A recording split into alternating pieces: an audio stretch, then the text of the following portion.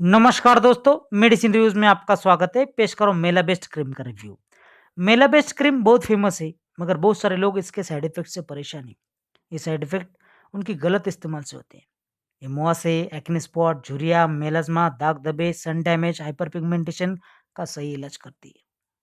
मेला best cream fairness cream जैसा use करते हैं, मगर बताना चाहूंगा ये कोई भी फेयरनेस क्रीम नहीं है। अगर होती तो यहाँ पे फेयरनेस क्रीम लिखा होता। फिर भी इसे इस्तेमाल करते हैं या इस्तेमाल करना चाहते हैं तो जानते हैं इसका यूज करने का सही तरीका।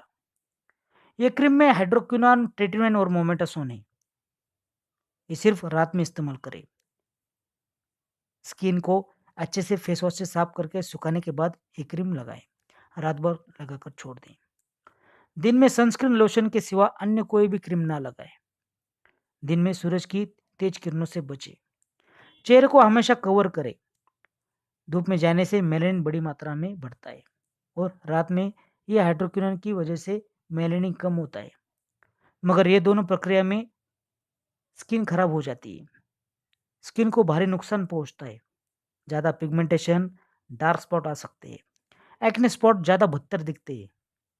चेहरे पर डार्क एक्ने स्पॉट दिखते हैं। एलर्जिक रिएक्शन होती है। इचिंग, जलन होती है। इसलिए दिन में सनस्क्रीन लोशन लगाना बहुत ज़रूरी है।